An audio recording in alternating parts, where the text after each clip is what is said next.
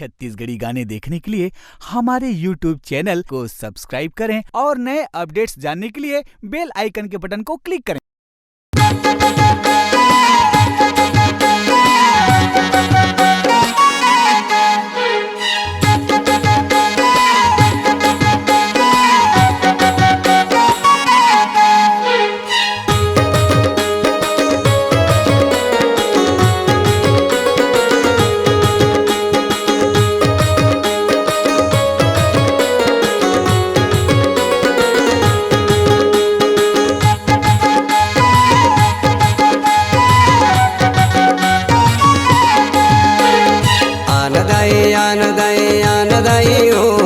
संग मला बे बूढ़ी माई मड़वरानी हो आनदाई हो संग मला बे बूढ़ी माई मड़वरानी हो आनदाई हो आके तय भोग लगान दाई हो आनदाई हो आके तय भोग लगान दाई हो चना के साग दुना भर भर के लगे भंडारा दाई तोर दर पे चना के साग दुना भर भर के लगे भंडारा दाई तोर दर पे आना भोग ते लगाल दाई हो हलवा गाजर के आना भोगे लगाल दाई हो हलवा गाजर के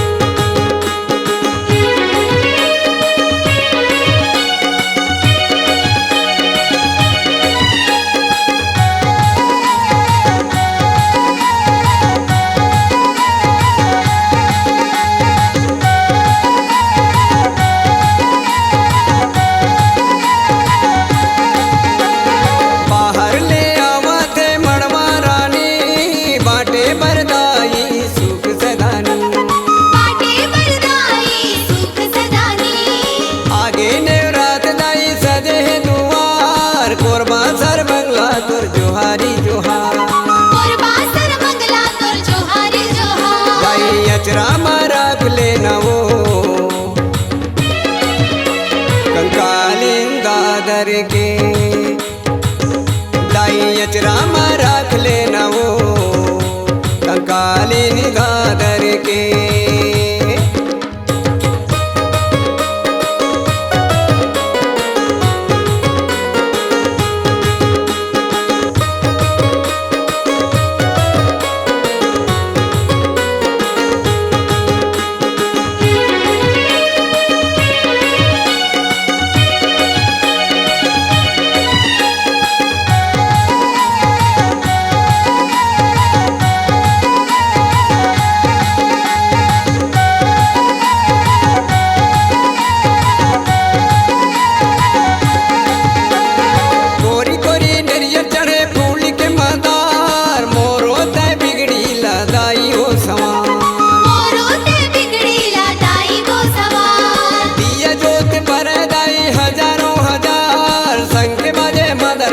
पीरा के दाई दर्शन पर खड़े हो तो सरग के देवता धामी दाई सुन ले गोहारी माँ बमलाई कुछ गाई वो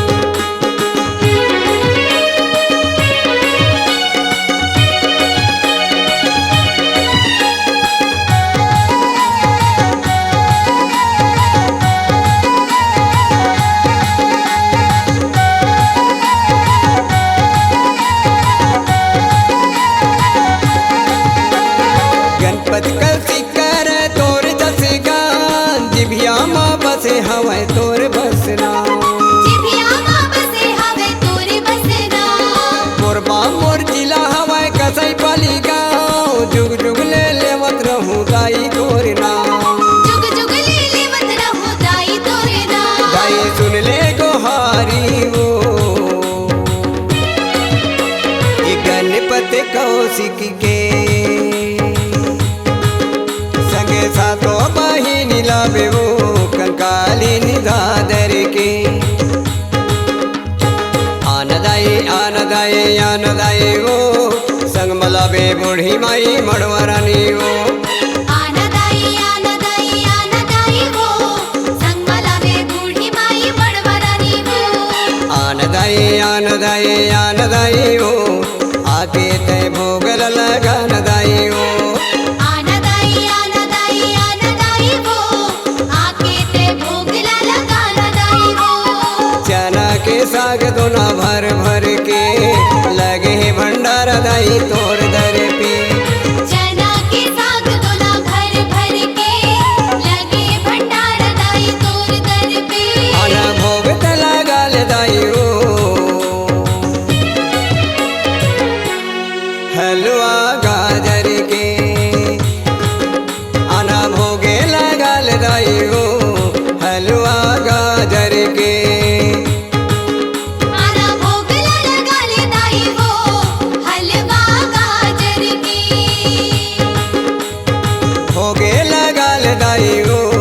हलवा गाजर के संगे सातो बहिनी लावे वो कंकाली निधादर के आना भोगे लगाल दाई वो कंकाली निधादर के